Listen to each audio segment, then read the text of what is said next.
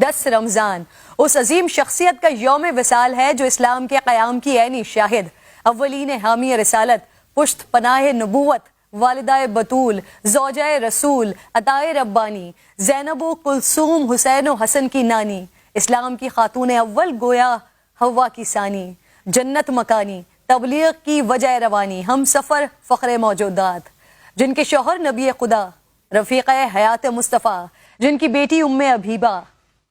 داماد شیر خدا، توقیر چوکھٹے سردار الانبیاء، طاہرہ، پارسا، کوہ وجود و سخا، منبع پارسائی و تقوی، ناصرہ، محسنہ، خاتون حجاز، عقیلہ قریش، محسنہ اسلام، ملکۃ العرب، خدیجۃ الکبریٰ رضی اللہ تعالیٰ عنہا، جن پر آسمان سے سلام اترا، بغیر کسی توقف کے ایمان لانے والی، راہ تبلیغ میں ساتھ بٹانے والی، محبوب خدا کی دل جوئی کرنے والی، مصطفیٰ کے زخموں کی شاہد، امت کے غم سے بوجھل قلب مصطفیٰ کی تسکین کا سبب بننے والی، آپ کے گھر کو مسکن ترویج دین بنانے والی، پاک اولاد کے ذریعے طعنہ ابتر سے بچانے والی، وہ زوجہ جنہوں نے آپ صلی اللہ علیہ وآلہ وسلم کی رفاقت میں سب سے زیادہ عرصہ گزارا،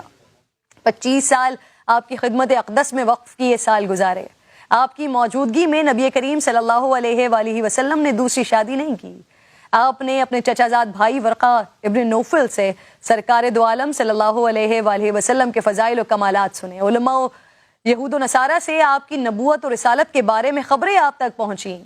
اور پھر آپ کے قلب مبارک میں عشق مصطفیٰ صلی اللہ علیہ وآلہ وسلم کی جو تپش پیدا ہو چکی تھی، سفر تجارت میں اپنے غلام کے ذریعے حضور کے اخلاق حمیدہ اور معجزات کو سن کر ان میں مزید اضافہ ہوتا گیا، آپ فراق رسول میں آنسو بہاتی، بے قرار رہتی، عشق ایمان بن گیا، اور پھر اسی تڑپ نے آپ کو شریک حیات سردار الانبیاء بنا دیا، قریش کے ان اشراف زادوں سے شادی کی درخواست مسترد کی اور خود عقد کا پیغام بھجوا کر کائنات کی ہر عورت کو پیغام دیا کہ رشتہ ازدواج کے لیے وہ کتنی با اختیار ہیں اور اس کا انتخاب بھی کتنا بلند ہونا چاہیے۔ دور جاہلیت اور عرب کے داغدار سماج میں بھی جناب خدیجہ اپنی عفت اور پاکیزگی کی وجہ سے طاہرہ کے لقب سے پکاری جاتی تھی۔ ان کے والد قریش کے ایک کامیاب تاجر تھے، انہیں اپنے والد کی مہارتیں ایک ایسے وقت میں وراثت میں ملی جہاں معاشرہ مردانہ غلبے والا اور خطرناک تھا، ایسے ماحول میں انہوں نے اپنی دولت، اعلیٰ کردار اور حسن اخلاق کی وجہ سے نام کمایا۔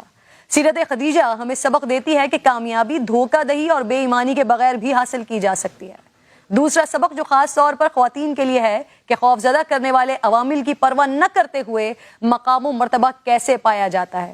شادی سے پہلے اماں خدیجہ بہت بڑے کاروبار کی مالک تھیں، آپ کی عظیم کاروان تجارت میں 80,000 سے زائد اونٹ تھے، سونے سے لدی ہوئی سواریاں تھیں، اور پھر یہی عرب کی ملکہ جب عقد مصطفیٰ میں آئیں تو اپنے آپ کو اسلام کی کنیز بنا دیا، اپنا سارا مال، اپنی ساری دولت پیغمبر کے قدموں میں نچھاور کر دی، خود سخت تنگ دستی کی زندگی بسر کی، یہاں تک کہ